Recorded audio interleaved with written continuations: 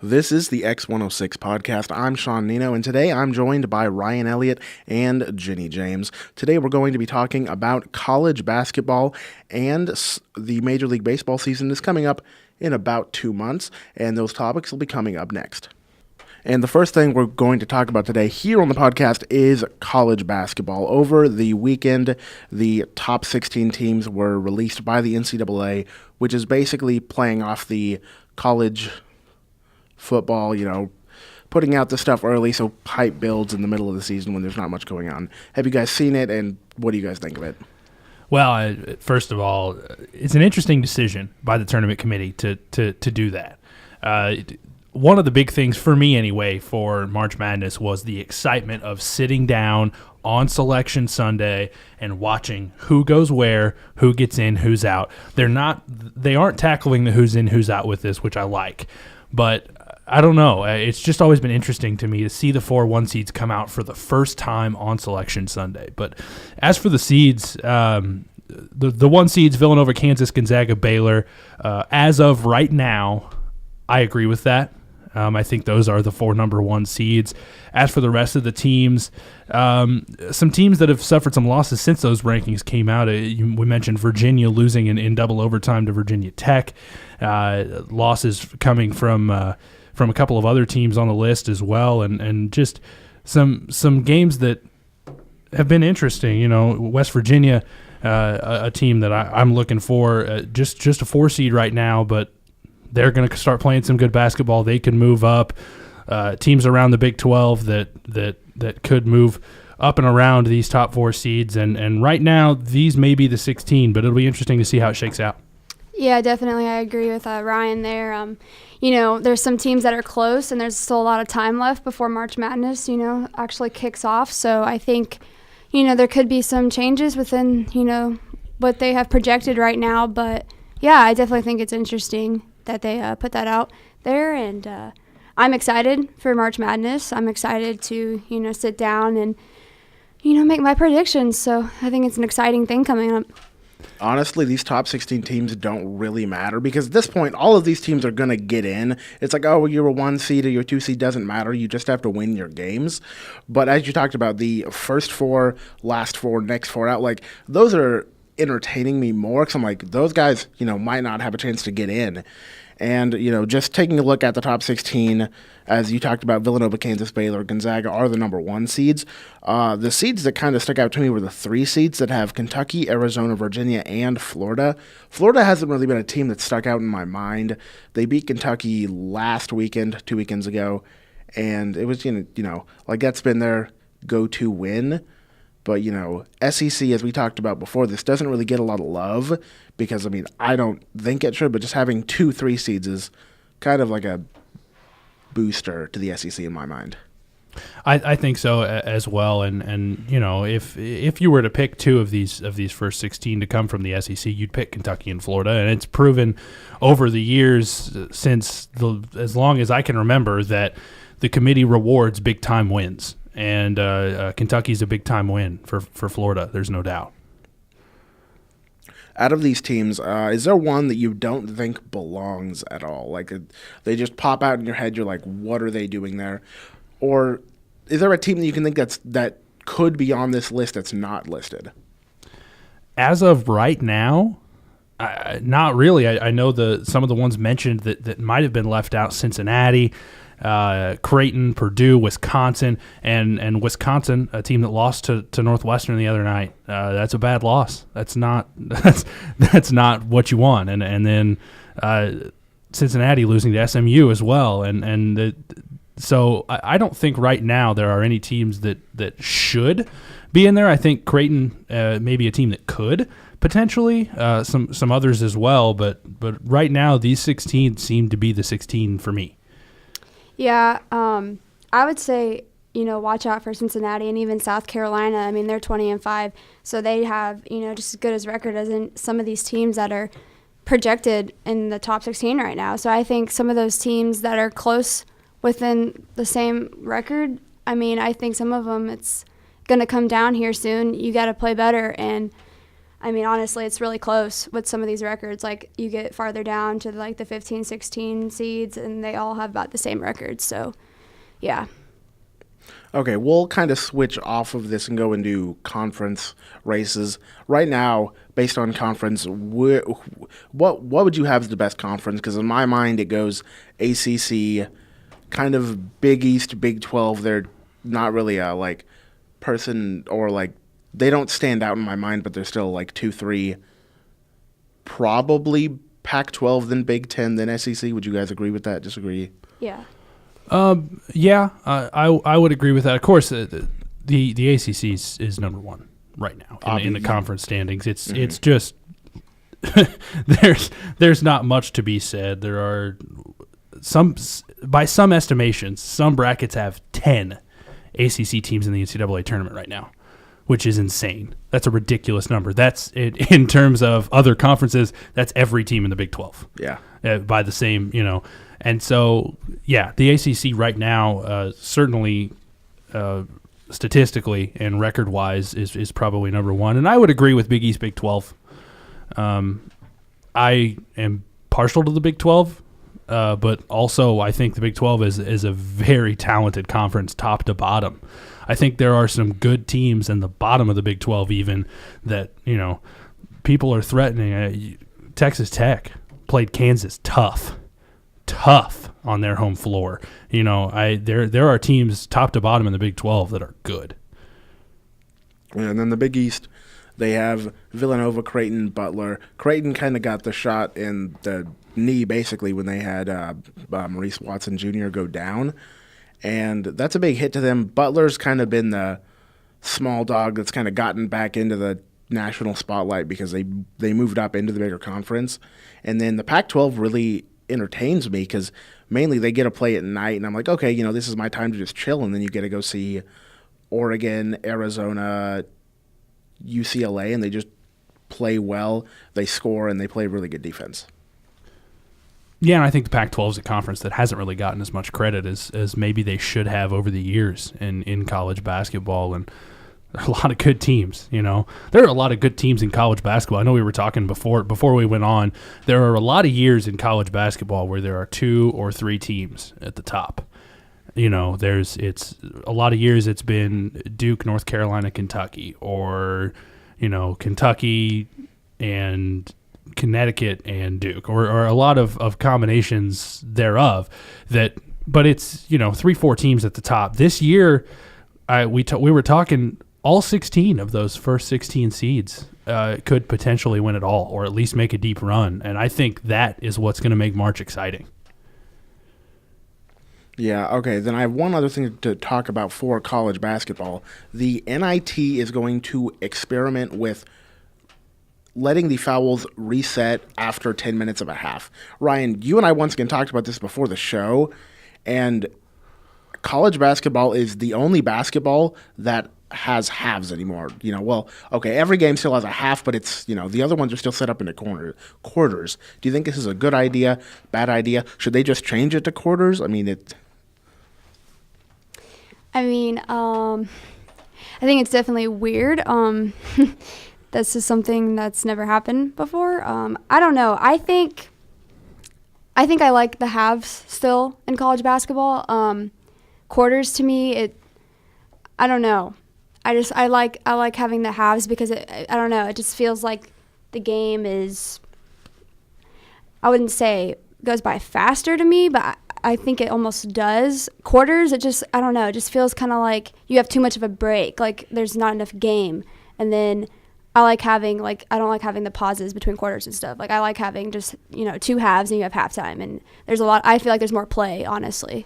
Yeah, and first of all, yeah, I agree that I like the halves. It's something that's been around in college basketball for a long time, something that people are used to, and quarters, I guess to play devil's advocate, quarters is everywhere else. The NBA plays in quarters, high school plays in quarters, everywhere but college basketball plays in quarters. Like men's college basketball exactly. At this point now plays in quarters. And so there are a few states where in high school it's halves.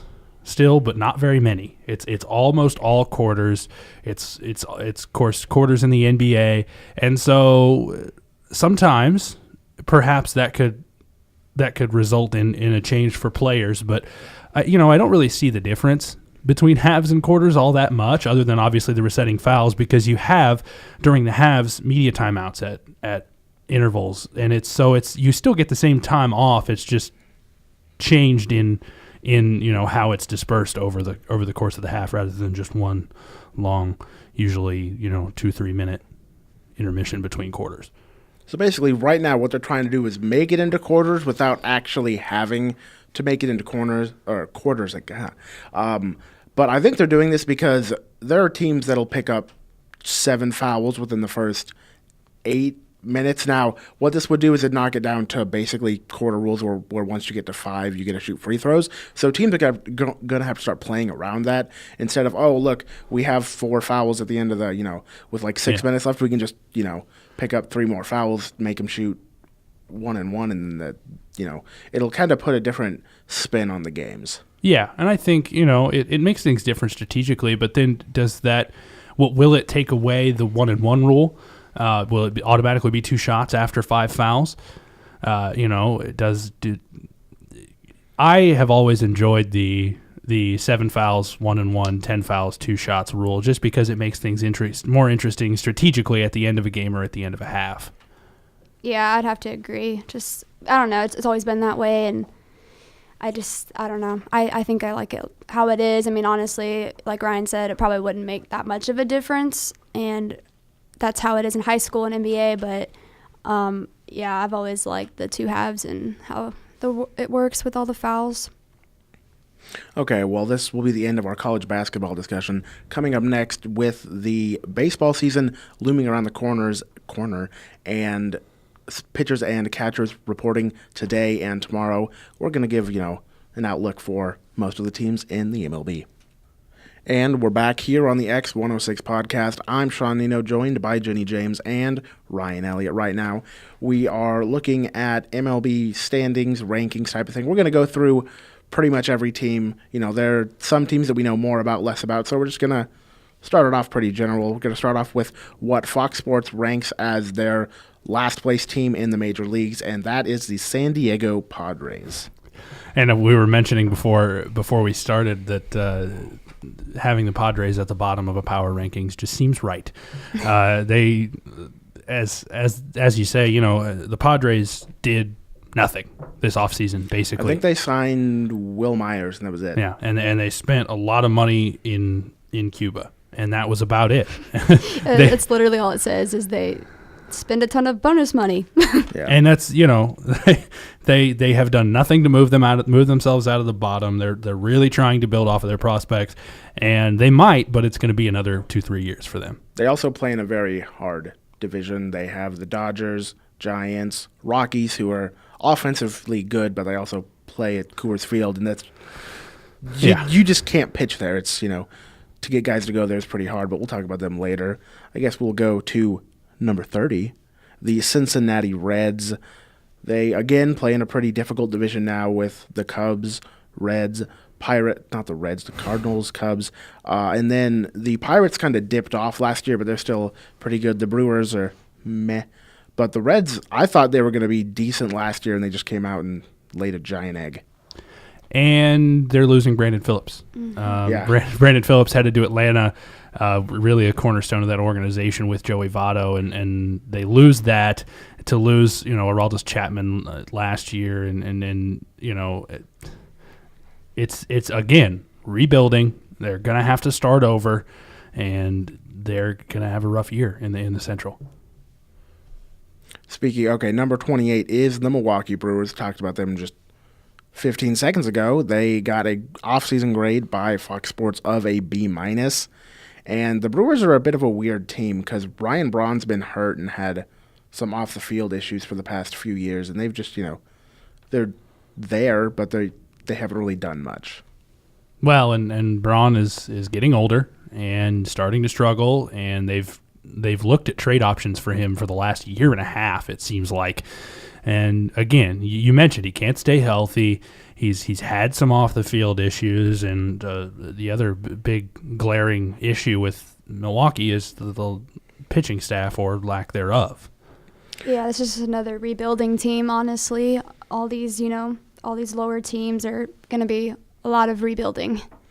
The two guys to note that they signed were Neftali Feliz and Jabba Chamberlain. Jabba Chamberlain's really traveled around. I remember when he was on the Yankees for a while. He was a seventh, eighth inning guy, and Yeah, and those are two. I mean, Feliz, a former closer with the Rangers, and an aging middle relief arm, and Jabba Chamberlain, and really a fairly unproven late inning arm as well. The guys that have had some success, but one that's late in his career and the other that's up and down at best. Next, we're going to travel out west to a stadium that probably needs a new team in it, and also just a new stadium in general, the Oakland A's. They haven't been good since the poor A's. No, I don't even say poor A's. They have had a rough time. It's been a couple of chances in the last 5 years to make their run, and it hasn't happened yet. And now they're going to have to try to build up again. And the fans in Oakland, I'm sure, are getting a little bit restless with this Oakland team. I think with all the Oakland teams in general, but one of them just moved to, trying to move to Las Vegas, but we'll see how that works out in the future. If you still count the Warriors, I guess. But they're there. Yeah, they're there. They're across a bridge. It's close.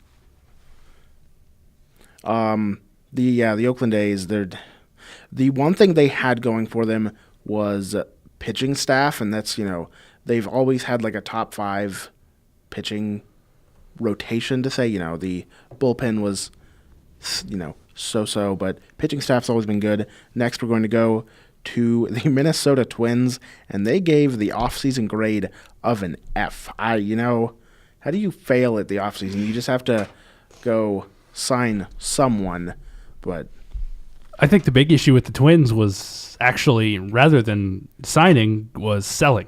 Mm-hmm. They kept Brian Dozier, which what do you say about that? The guy had a great year last year, first of all, but you can't help but think that may have been a one-time thing, and now they're paying ridiculous money for a guy that, who knows what could happen this year. Yeah, they could have sold him and gotten a lot, and been like, oh, well, we're not, this says that, we're not trying to rebuild, we're going to see what happens, but if you end up only winning 60 games, what's the point in keeping this guy, If you're try to go for the future, and you still may have to sell, and that's what, just speaking off the top of my mind, the Royals did when they gave away Zach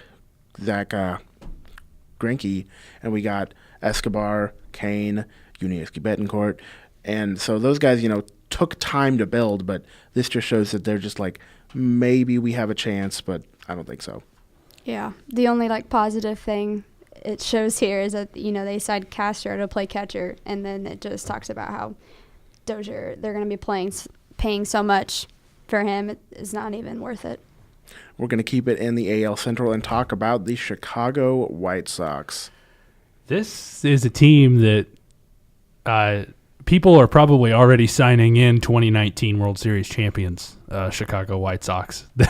They shipped Chris Sale, they shipped Adam Eaton, and they got a load of good prospects that aren't going to play this year. Well, I think not play well anyway. Oh yeah, I was going to say they should still come up and play, because I don't like guys that have to come up just for their entire year. It's rookie year. I'm not going to trust you in the postseason. It's just it's there are a lot of really good prospects, and they're not going to get much out of them until a year or two down the road. Next, we have the Tampa Bay Rays. They're a weird team. I don't know why they have, they still have Evan Longoria, and they signed Colby Rasmus, but, it's hard to get guys to go down to Tampa. They're a very small market team with,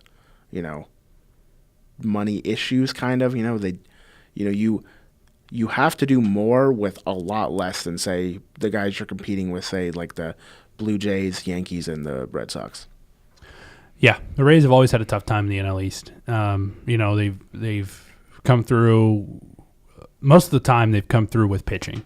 It was David Price in the earlier years, and now they're trying to build that around Chris Archer, and it's been relatively successful as far as building. Again, you mentioned the signing of Colby Rasmus, Wilson Ramos as well, a very good hitter. Two very good hitters, really, in Rasmus and Ramos, to really bolster the lineup, but still moving, still trying to move forward in the AL East. Next, we have the Philadelphia Phillies. They sitting at 23. They got a player who a few years ago I would have been like, wow, how'd you sign that? But now it's a Clay Buchholz, who was kind of the odd man out for the Red Sox. He was so good a few years ago. He was their ace, but we'll get to Boston later in the list, but they're just stacked. But the Phillies, they play in the NL East. They have to go up against the Mets, and I think the Mets are going to probably win that division, or the Nationals. But like between those two, these guys are going to have to fight for games, and they're probably just going to get picked off for the guys who are higher up. Who would have thought 5 years ago that we'd be talking Mets Nationals for the NL East?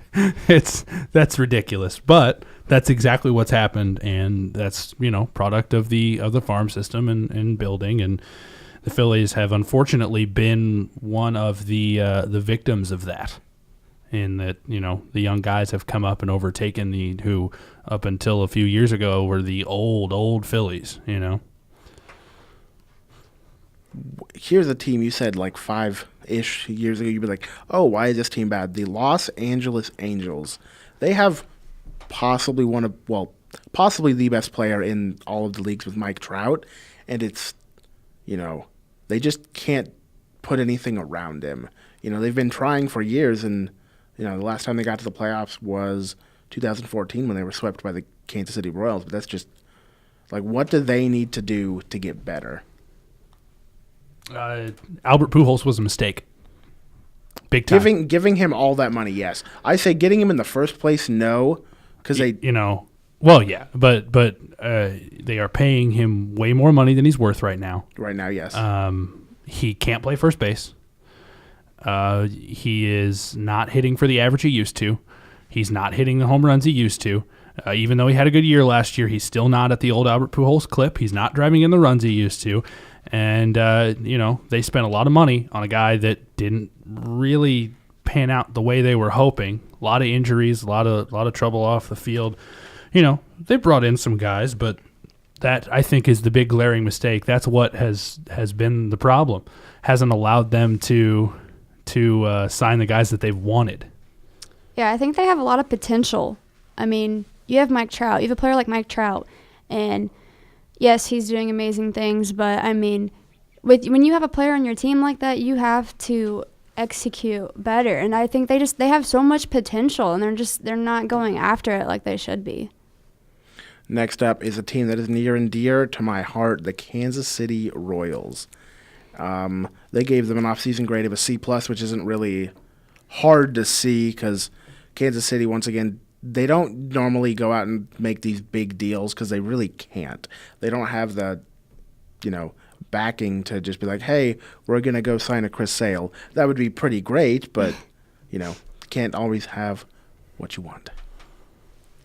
I mean, they just signed Jason Hamill. Ryan, we were talking about it the other day in class, and he didn't really agree with that signing. But, I mean, with the loss of Ventura and, it's really hard. I think it was a good grab just because, I mean, where else are we going to go from here? Like, what else are we going to go after? And I think it was a good grab, honestly. I just think that the Royals – right now, they are paying a lot of money for Alex Gordon.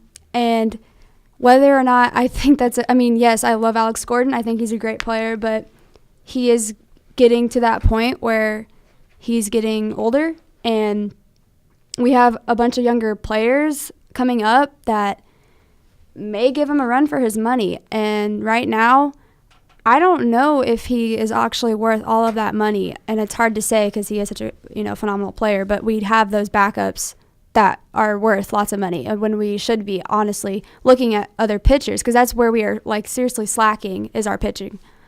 Well, when you talk about Hamill along with Soler and Brandon Moss, 3 high-risk pickups. Hamill could be really pretty good. He could potentially be very positive for the organization, but could also throw a 6 ERA and get run out of three starts after 2 innings. Soler, a guy that could potentially hit 35 home runs and 320, or could hit 210 on the season. Brandon Moss, a guy that's not going to hit 320, but could hit 35 home runs, or could come out and hit 7 or 8. High risk guys that they are really taking a chance on Soler and Moss, where it could be a very, very impactful season, or it could be a complete bust. Yeah, and I think that's what they're kind of banking on. They don't really have anyone coming up through the farm that's like, oh, hey, this is the guy that's going to save this franchise. They don't have that guy, so they have to kind of change the way that they've run for the past few years and be like, okay, we have to go out and get someone because we don't have anyone who's going to come and save us. Next, we look at the Miami Marlins. I enjoy this team because I don't actually have an actual reason. Giancarlo Stanton, just anytime he hits a home run and it goes over 450 feet, I just the guy claps everywhere. It's just wonderful, and they are getting probably rid of the worst part of their team, which is their owner, which doesn't normally happen because there was a handshake agreement for about $1.6 billion. This was rumored last week, and I really hope it goes through because the Marlins, they could be top of the NL East if, in the next few years. And people have, the unfortunate problem for the Marlins has been that people have said that for years now, and it just hasn't happened. Stanton hits bombs, and I mean bombs. The guy is probably the strongest man in the MLB. He's gonna get the fans on their feet. People come to the park to see Giancarlo Stanton, and he's not a bad hitter either. I mean, he doesn't just hit home runs, but their big issue is at the back end of the bullpen. They put a lot of effort toward Jansen. They put a lot of effort toward Aroldis Chapman and didn't get either of them. And we'll see where that lands them. And they did add Volquez to their bullpen, so I guess we'll see how that works out for them. Yeah, we're just going to see how that goes. I don't know, man. It's just so hard to, predict, Volquez going from Kansas City to the Marlins. Because, going from different park to park in, changing teams only really matters when you're in baseball, for the stadiums. If I'm okay, this guy hits fly balls to about 350 feet as a, hitter. He hits it to about right field. Yankees, because you're just going to hit 40 home runs a year. But if you're only hitting 320 and you're faster, okay, maybe you can go to a Kansas City where it's a big open park. That's kind of the biggest thing for me that kind of plays into this offseason. Right now, I'm going to talk about the Atlanta Braves, the next best thing happening for Atlanta since the Falcons lost. Let's be honest here, that's really all they have to look forward to at this point. It was a very sad time for the Falcons. And for once, it might actually be something to look forward to. We're talking about a team that was absolutely in the cellar last year. This was the worst team in baseball and the worst team that a lot of people had seen for a long time. They were struggling mightily, and they've got a lot of good prospects. You talk about Dansby Swanson. He's a guy that could be really good. Signing Brandon Phillips, they've really muscled up on the center of their infield, and they can continue to build around him. It could turn out pretty well for him, even this year. Next, we're going to talk about the Pittsburgh Pirates. Fox Sports gave them the offseason grade of an F. I mean, you can't really get worse than that. I love the first line. They signed Ivan Nova. Cool. Yeah. I mean, he was okay when he was in New York, but, I mean, Pittsburgh has a lot of issues. McCutchen could get traded midseason if they don't play well because, I think they have to trade Andrew McCutchen. Yeah, and that'll just, they put them at 18th right now. They could be like 25th. Yeah. I mean, it will probably tank the rest of the year if they do trade Andrew McCutchen. But I think for the future of that franchise, they have to at some point because they're going to get a lot out of him. Every team in the country or every team in the league, for the most part, is going to overpay for Andrew McCutchen. There's just no doubt. We're going to go to the Arizona Diamondbacks. They are 17th. Last year, they were kind of heralded as the next great team to come out of the NL West, and they just kind of sat there and took a dump on themselves, pretty much. It's pretty much the only way you could talk about it because they signed Zach Greinke to a multi-million-dollar deal, making him one of the top paid guys in the league. And, I mean, he did pretty well, but the rest of the team, again, they didn't do anything to help that state, city, Yeah. I mean, the Diamondbacks are one of those teams that you look at, and they just seem to be destined to be a middle-of-the-road team. They have some good guys. Paul Goldschmidt is an incredible hitter, but they really don't have as much to build around him as I think they want. And they're going to have to pick something up to really move them from middle of the road to contending for a playoff spot. Up next is one of Kansas City's rivals, per se, and the Baltimore Orioles. They have Manny Machado, who's always going to play very well. They get to keep Mark Trumbo, and, the Orioles once again play in the AL East, who's pretty stacked right now, again, because the way Boston's off-season went, Orioles are probably a good team, but they just sink that much lower because they play in the AL East. Yeah, one thing that it's gonna affect them is that they didn't get like a big starting pitcher, and honestly, that's kind of where the Orioles are at. I mean, yeah, they got Jason Hamill, but it's still like bullpen is gonna kill us and kill them, and that's what you really need is a good bullpen. Well, you talk about pitching, that's where it is in Major League Baseball. You're not going to win a championship without pitching. It's just not going to happen. You have to have at least one big-time starting pitcher to really compete, and there are very few exceptions. There have been a few, but very few. You look at last year's Cubs team, 3 top-tier starting pitchers in Arrieta and Lester, and the way Hamill performed. And, you add that to Lackey, who was a solid pitcher, and the rest of their staff as well, and pulling out Chapman in the 9th inning. You have to have pitching, and that's where, of course, the Orioles fall short once again. That's not a new story for Baltimore.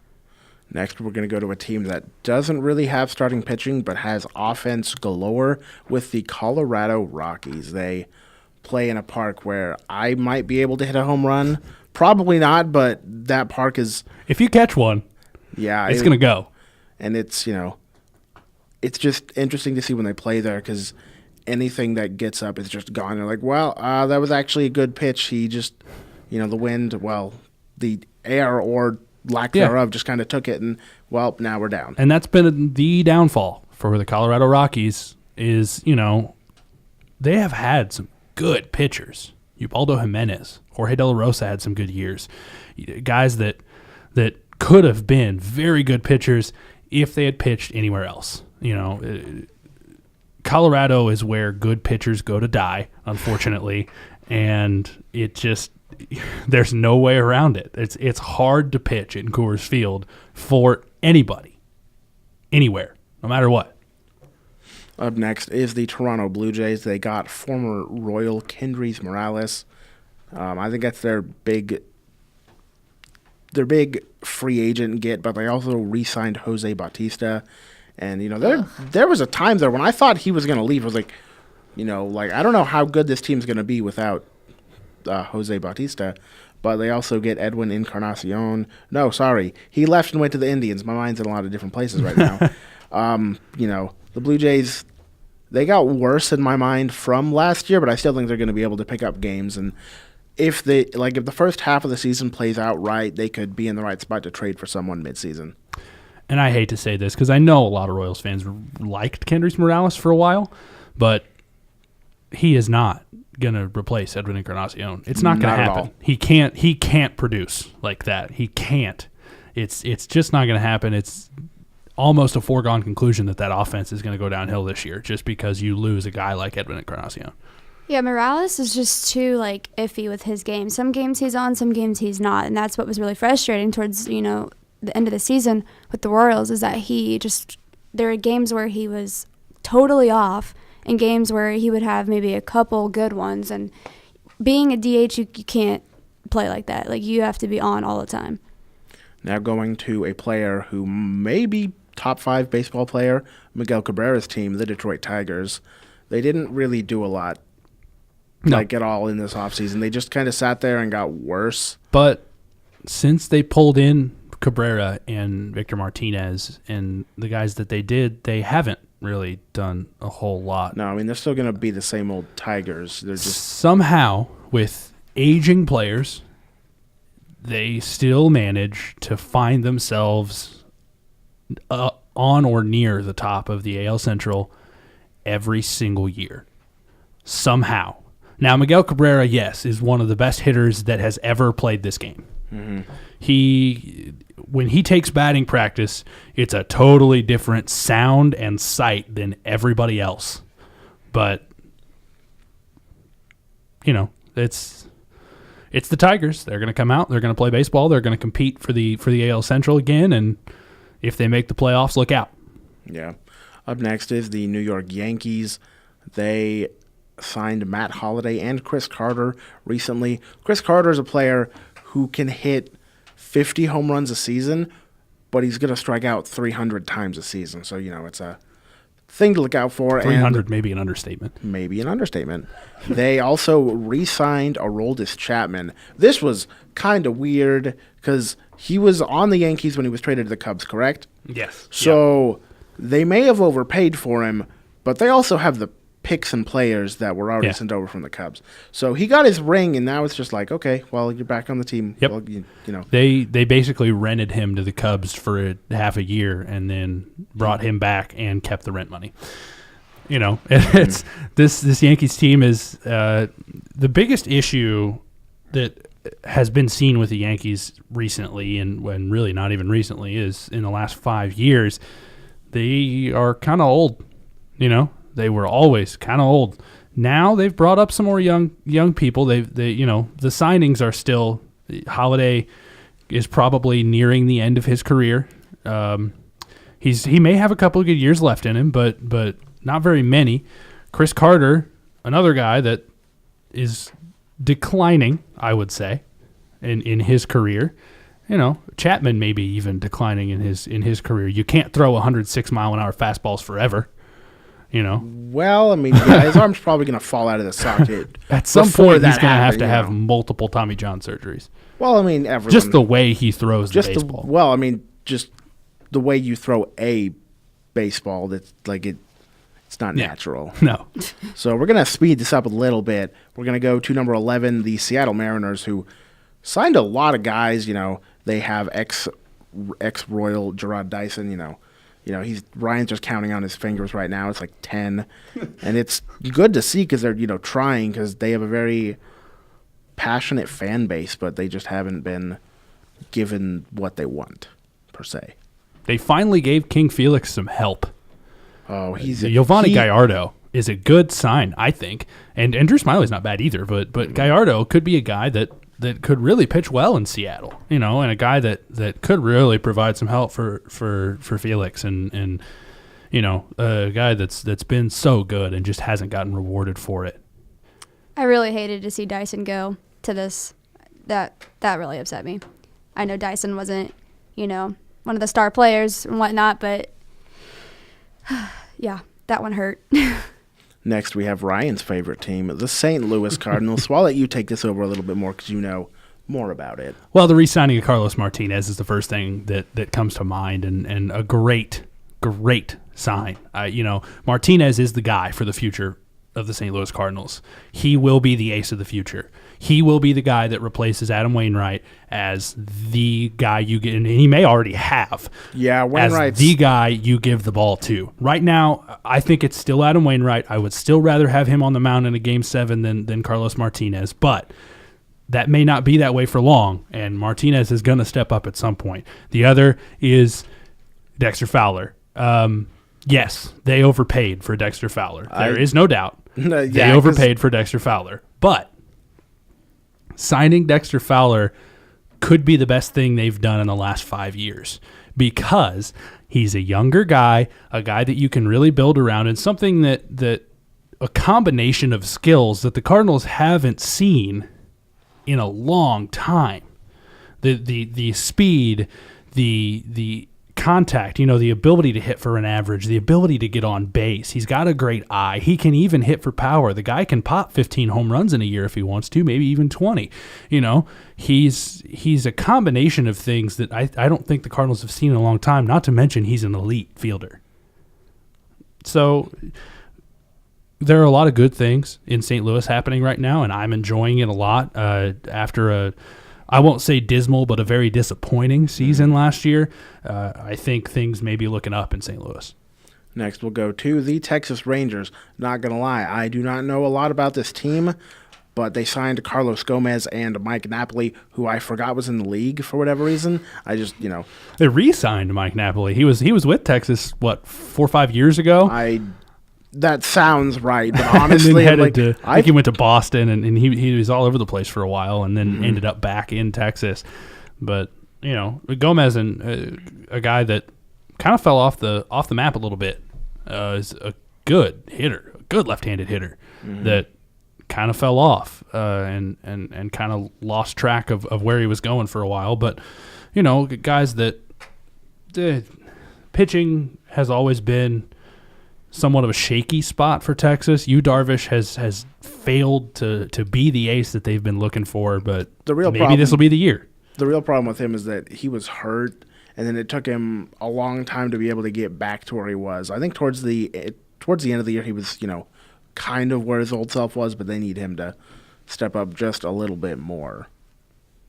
We're going to go next to the New York Mets. They Ryan's got his hands ready with like an inquisitive face. Ryan, please indulge. Well, 8 may be a little low for the Mets. The Mets are really good. They've got an insanely good pitching staff. If they don't get hurt, they're probably top 2. The problem was they got hurt and they, it just didn't come together much like it did the year before. And the issues, the issue for the Mets has been the bullpen. It was the bullpen last year. It was the bullpen before that even, and that, yes, could be an issue, but you get some guys that might step up and with elite starting pitching, if you don't have a great bullpen, if all 3 of those elite starting pitchers that they have good years, then they don't have to worry about that. So again, another thing that is going to hinge on how their starting pitchers perform. Just like the Rangers, we talked about the Rangers, how Yu Darvish performs is going to help determine how they're going to do as a team. How these 3 guys, Syndergaard, DeGrom, and Matt Harvey, play is going to determine how the Mets do this year. Up next is the Houston Astros, who 2 years ago were probably like the team that everybody was like, yeah, this team's going to go and win the World Series. But they haven't quite lived up to those aspirations. They signed Carlos Beltran and Josh Reddick, and they traded for Brian McCann, who's been a very solid catcher for the past few years. Yeah, this is a team that's brought up a lot of good young players. You built around Jose Altuve. Then you brought in Carlos Correa, who everybody called the next Alex Rodriguez. It may be that he is. It may be that he's not. He could be a completely different player. It's almost a little too early to find out. They've got number 1 pick after number 1 pick a few years back, and McCann's a good guy to bring in. Beltran's a good solid guy to bring in. That a guy that you can really a veteran that can really teach a lot of these younger players. And not to mention, hey, they still have Dallas Keuchel, a guy that could be a Cy Young winner if he can stay healthy for a whole year. Yeah. It's interesting to see because one thing that doesn't have much to do with baseball with that team, they took out the hill for the Astros, which is really nice to see.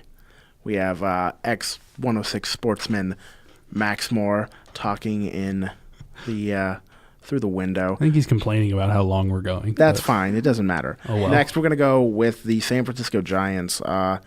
Well, they kind of broke their own thing with not winning in the even year, so maybe they'll restart it with some in the odd year. I don't know. The Giants are weird. They play in a weird park. They're just San Francisco, but they embody that place very well. The Giants are, we talked about the Tigers earlier. The Giants are another one of those teams that they may not do a whole lot in the offseason, But they're going to be good. But they're going to be good because they're the Giants. The way they've built up for the past few years. It's the way they play.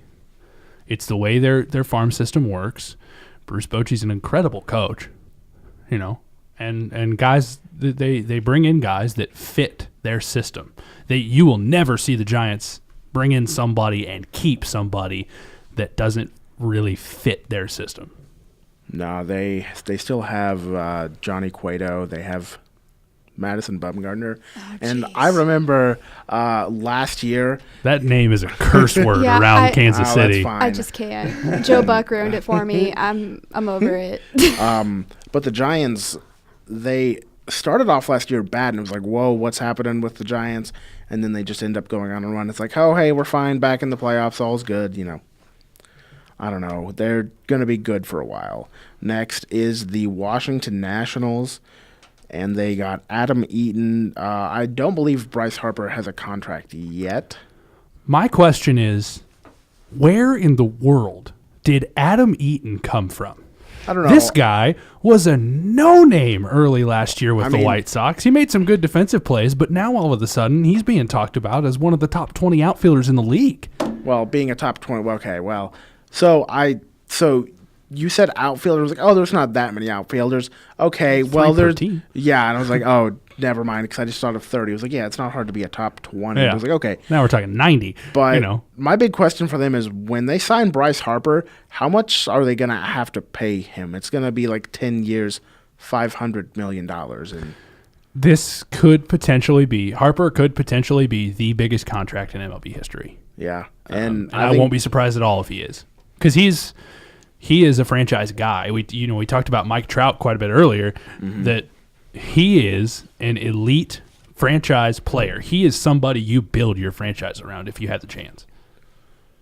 Next, we're going to go to the Los Angeles Dodgers. This has been the team that I have heard about, like, this is going to be their year, or then they lose in the first round of the playoffs. And I'm like, oh, okay, well, they're just going to go spend more and try for next year. Playoff pitching is all I have to say to that. Clayton Kershaw has always struggled in the playoffs. He's so good in the regular season. He's never been good in the playoffs. And you just see him in the postseason, and you're like, why? Before last year, the issue was that they ran into the Cardinals every year in the playoffs. Yeah, and for some reason, I don't know why, because Clayton Kershaw is an elite pitcher and a guy that should just dominate the Cardinals. But the Cardinals had Clayton Kershaw's number for the last 5 years. They have had Clayton Kershaw's number, and they ran into the wrong team at the wrong time, just about every postseason, and that's been the struggle is pitching and just bad luck sometimes. Yeah, you can't coach consistency, that's for sure. Nope. Next, we're going to go to the World Series losers, the Cleveland Indians. Basically, if they didn't have another player in another sport win them a championship, this would have hurt a lot more. But they then went and signed in Edwin Encarnacion, which is like, oh, cool. We get to face him 19 times a year. This is what I want to see, the Indians get better. And I remember 2-3 years ago where they were just a dumpster fire. It was like, yeah, Cleveland, you're pretty bad. But, they've had players who have shown through and been like, okay, we're good. And then it just pitching staff got like, okay, these guys are getting better, and then boom, World Series. And a guy like Corey Kluber shows up and pitches lights out for 2 years, really. And, signing Edwin Encarnacion, this team is dangerous. I mean, these guys, think, you get the right combination of guys, you get the right combination of who's playing well, that's a dangerous baseball team. I think they're going to go far again this year as well.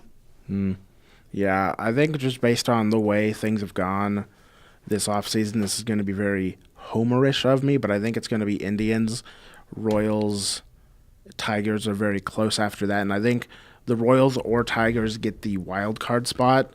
But I mean, this is, we are at February 13th, and the regular season doesn't even start for 48 days. So we got a long way to go.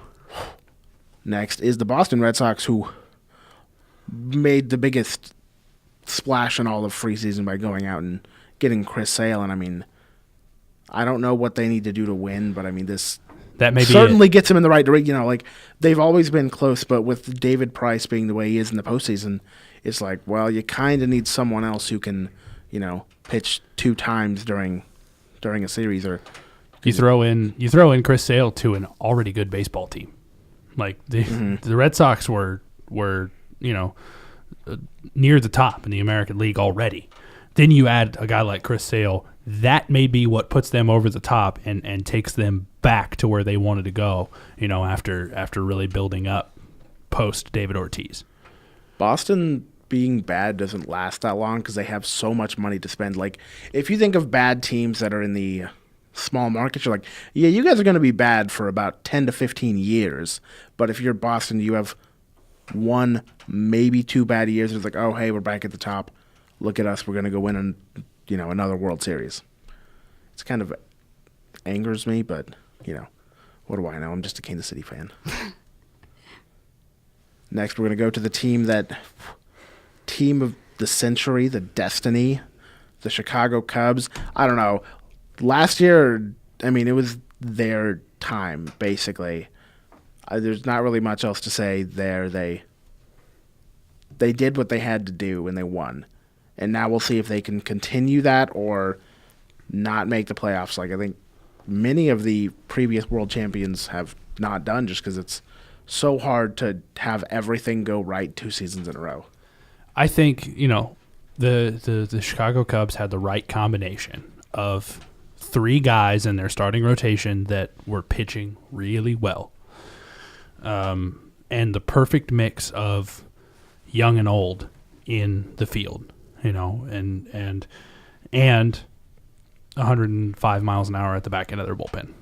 That helps. He was kind of the only thing going for them at that point. So they needed to bring someone in, and they brought in Wade Davis because their bullpen, it was like Joe Madden was just trying to find a way to get in to Chapman, and he may have used him a bit too much in some games, but I mean, they still won, so you can't really be like, oh, you did this wrong, you did that wrong, because you won. But we'll see what they can do going into this season. I do have one big issue with putting the Cubs number 1, other than the fact that I'm a Cardinals fan. My one big issue is that a lot of things have to happen for the Cubs to get back to where they were last year. All 3 of those guys, Arrieta, Lester, Hamill, plus, Lackey's back for another year, I think. And, all 3 of those guys plus Lackey have to have good years again, which is you lose Hamill, so he's out, obviously. And so now you're left with those 3 who have to have good years. That's not going to happen very often that everybody has a good year back to back. So now you're left with Hayward's going to have a lot better year than he had last year. It's going to have to happen because, he was garbage. Yeah. Basically. I mean, putting it nicely with words that I can use in this podcast, he was garbage. And Chris Bryant is going to be good, but it's not guaranteed he's going to be as good as he was last year. Rizzo's getting older. There's no way around that. Mm-hmm. He's starting to reach that halfway point, and once he reaches that halfway point, then he starts to dip. Can Schwarber do what he did? You lose Dexter Fowler. A lot of things have to happen for the Cubs to be there. If they do happen, then it is no holds barred. They're going to go as far as they want to go. They could win 110 games if everything happens like that. But if it doesn't, it could be another frustrating year in Chicago. Well, this is going to wrap up the podcast as we're going a decent amount of time, 55 minutes. I'm Sean Neinow. I've been joined by James and Ryan Elliot. This is one of two podcasts that we have done this week. The other one by Evan Brown and Trevor Mater. You can check that out on our YouTube page. You can give us a follow on Twitter at X106_sports. You can, if you enjoy Bearcat Sports, where this takes place, you can follow that. We have a Friday show, the Week in Sports Kickoff, where it'll essentially be this, but live.